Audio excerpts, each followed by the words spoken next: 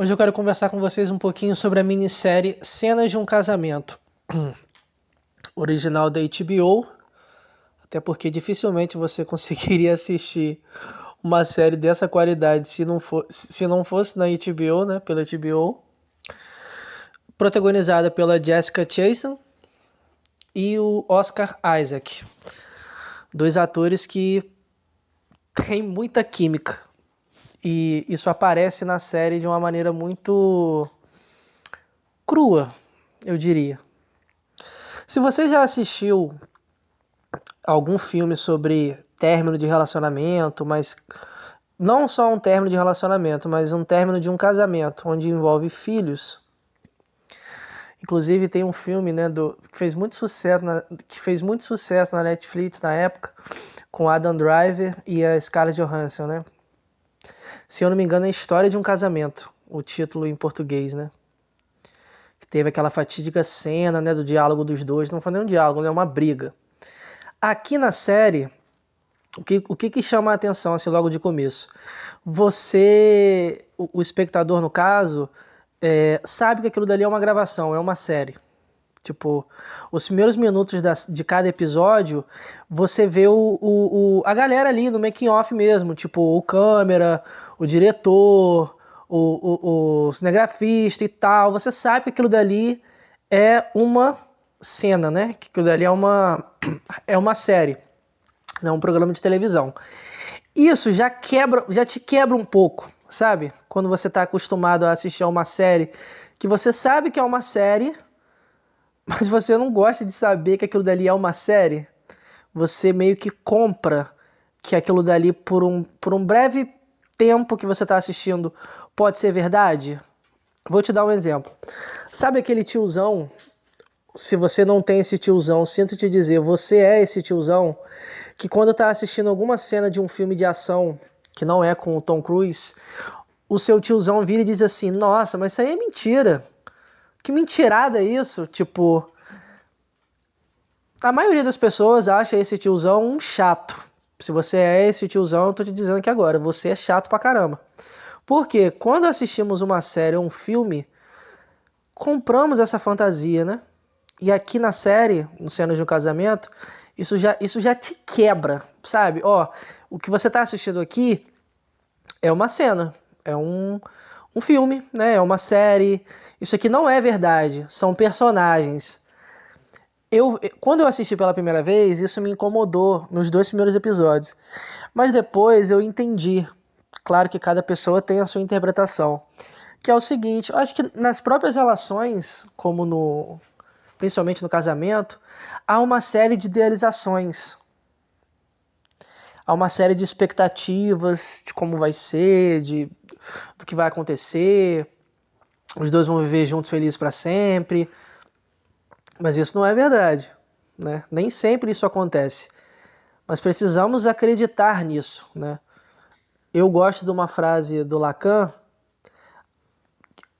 Se essa frase for ouvida por uma pessoa muito romântica, possivelmente vai chamar o Lacan de pessimista. Mas ele diz, ó, toda relação está fadada ao fracasso. Toda relação está fadada ao fracasso. E aqui nessa série, se você assiste essa série e você não é casado, ou se você nunca, sei lá, casou na vida, eu não sei se essa série vai tocar e vai mexer tanto com você. Mas se você foi casado, separou e tal, eu tenho certeza que essa série vai mexer em muita coisa. Então vamos lá. Logo no primeiro episódio, eu pretendo comentar um pouco sobre essa série em cada vídeo, né? Eu não vou gravar o vídeo inteiro falando dessa série, porque são muitos pontos pra gente pensar. Logo no início da série, temos aqui a Mayra, ou Mira, dependendo da sua pronúncia, que é interpretada pela Jessica Chastain, que é uma mulher que trabalha vamos dizer que ela trabalha no meio corporativo, sabe? Tipo, coisa de empresa, CEO, viaja muito pra fora. A Mira não fica muito em casa. Preste atenção nessa minha descrição. Ela não fica muito em casa. Ela passa a maior parte do tempo fora E ela ocupa uma posição de destaque muito grande num meio que majoritariamente é dominado por homens. Preste atenção, todas essas características que eu estou te falando aqui. Vai me dizer que na maioria dos filmes que você assistiu, das séries que você assistiu, nos livros que você leu, ou até na sua vida real, você encontra muito mais mirrors, entre aspas, que são homens, do que mirrors que são mulheres? Porque a entrevistadora, que entender que é uma psicóloga que está trabalhando ali com questões envolvendo papéis de gênero, começa a fazer uma série de perguntas para os dois. Faz para Mira, interpretada pela Jessica, e faz por Levi, né, que é interpretado pelo Oscar Isaac. Os dois são casados há um bom tempo, né? Tem uma filhinha de 5 anos que se chama Ava, e ele trabalha como professor. Só que ele tem a opção, digamos assim, né, de passar a maior parte do tempo em casa. Então ele cuida bastante da filha. Aí você escuta isso e pensa assim, ué, mas é o pai, né? O pai tem que cuidar do filho. Mas de acordo com a nossa sociedade, os papéis aqui na série se invertem. Por que eu tô falando isso? Porque o nosso olhar é um olhar machista. Então quando você pensa assim, ué, o cara fica mais em casa do que a mulher, e a mulher não passa muito tempo em casa, trabalha numa empresa, tem uma posição de prestígio, e ele fica mais em casa com os cuidados ali da filha. Isso já te dá uma chacoalhada. O roteiro já te dá uma chacoalhada nisso, como quem diz, olha, o que você está prestes a assistir é algo que vai mexer com você, provocar você, te alfinetar em relação a essas questões de gênero. Aqui eu preciso pausar, no caso, para colocar um parênteses. Essa série é baseada numa série de 1973 com o mesmo nome, mas essa série ela foi criada e dirigida por ninguém mais, ninguém menos do que o Bergman, né? Então, assim, a régua é muito alta, né? Então, fecha parênteses. Só que na época, só que com o Bergman, no caso, o, o papel aqui se invertia. Não é que se invertia, tipo, era outra coisa. Eu vou explicar pra vocês nesse vídeo. Mas só pra vocês saberem que é essa série é uma adaptação pro século XXI, digamos assim, de uma história que já foi contada em 1973 pelo Bergman. Beleza, você está diante desse casal, ela extremamente charmosa e tal, mas muito, muito tímida. Ele é um cara das letras, né? Um cara que escreve, professor e tal, judeu, tem um pensamento muitas das vezes muito conservador em certos pontos. E os dois estão juntos há um bom tempo. Beleza. Um dia, ela chega em casa e diz pra ele o seguinte, olha, eu tenho um chefe, né? Um cara que é, assim, tá numa posição de prestígio, tem muito dinheiro, e pipipipopó, é o Poli, o nome do cara é Poli. E ela traiu. Então ela traiu, olha só, ela traiu o marido dela com esse chefão lá, Bambambam, Bam, Bam, e ela fala isso pra ele. Olha só, ela traiu o marido e ela fala isso pra ele, ó, te traí com esse cara, não, e ela não para por aí. O que ela faz? Ela diz que traiu e termina. E tipo assim, não só termina, mas ela vai embora. Ela vai embora para outro lugar. Ela deixa o marido e a filha e vai embora com esse cara, com o Polly. Esses dois primeiros episódios, principalmente esse primeiro episódio, ele te dá uma chacoalhada, porque o que ela fez, eu já comentei isso em outros vídeos, principalmente no livro A Filha Perdida, né? O que ela fez, muitos homens estão aí o tempo todo fazendo. Tipo, trair suas respectivas esposas, abandonar suas respectivas famílias e simplesmente não olharem para trás, assim, tipo, ó, deixa a mulher ir com filhos e o cara, né, vai viver com a amante. Ela faz a mesma coisa. Ela faz a mesma coisa. Ela trai o marido dela e começa uma relação com esse Poli, visitando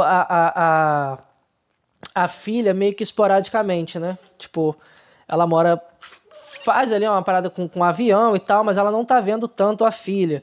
Então o Levi cuida muito mais da filha, né? Então, assim, nós temos aqui um homem que foi traído, a esposa dele, no caso, ex-esposa, né? Sai de casa para viver com o amante, que não é tão amante agora, né? É uma relação. E ele fica em casa cuidando da filha, né? Lidando com isso tudo. Isso dura um ano. Isso dura um ano. Tipo, esse cara fica na fossa depois que a esposa dele mete um chifre nele, vai embora e deixa ele com a filha. Mais uma vez, esse tipo de situação, se for invertido, não choca tanto. Se você assiste um filme onde o cara mete um chifre na esposa, que é mãe dos filhos dele, e vai embora com a amante. Mas nessa série, quem faz isso é a Myra. É a Mira. Então, o nosso olhar, principalmente do homem, né? Essa série, ela é muito boa em criticar esses papéis de gênero, mas ela também faz questão de expor o nosso machismo. Principalmente pro homem, assim. Eu acho que um homem assistindo essa série, ele vai sentir em diversos momentos, eu senti isso em diversos momentos, um certo desconforto. Um certo desconforto. Tipo, caramba, olha o que essa mulher tá fazendo com ele. Aí você para pra pensar, ué, mas por que você não se comove quando um homem faz isso com uma mulher? Por exemplo. Então é uma série que ela vai te alfinetando assim logo no primeiro episódio. E tudo aqui, como a trama gira em torno dessas duas pessoas, da Myra e do Levi, a maioria das cenas são dentro de uma casa. Então, assim, é só os dois conversando. É só os dois ali, pá, pá, pá, falando, e a outra pessoa fala também. E eles começam meio que a lavar roupa suja. Mas eles não estão lavando roupa suja apenas. E essa é uma um dos pontos da série assim, que eu mais curti, que é o seguinte.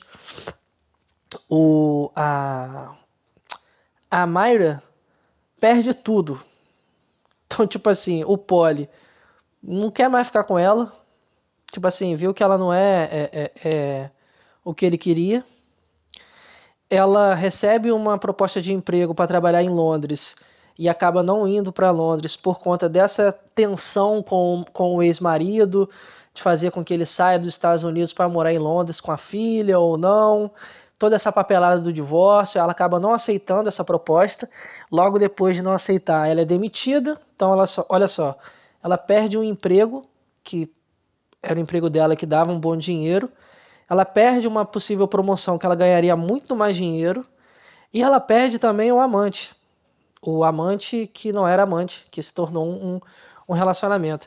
E no dia que ela vai até a antiga casa dela, para conversar com o Levi sobre isso, o Jonathan, que é o primeiro nome do Polly, o apelido dele é Polly, né? Não sei se ele é, sei lá, russo, eslovaco, alguma parada assim, mandou um áudio pro Levi falando, ó, a Mira vai aí hoje, vocês dois conversam, olha, a gente não vai estar mais junto e tal, pipipipopopó. Então, assim, essa mulher perde tudo e volta pra casa, como muitos homens fazem, né? Tipo, mete chifre, fica com a amante, sei lá, dois meses, vira namorada, depois enjoou ou aconteceu alguma coisa e ele tenta voltar para casa, né, com o rabinho entre as pernas para ser aceito, né, de volta, para ser perdoado e pipipopopó. Só que aqui na série, o Levi não.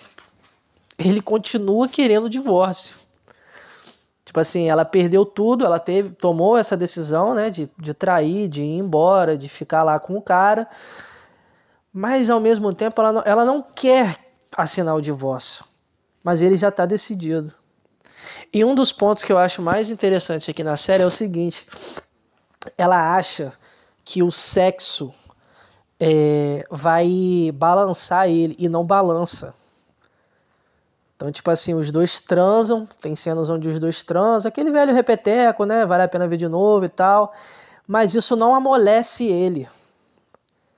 Do tipo, ah não, já que a gente transou e tal, gosto de você e pipipipopopó, nós temos uma filha, podemos nos dar uma nova chance. Não, não.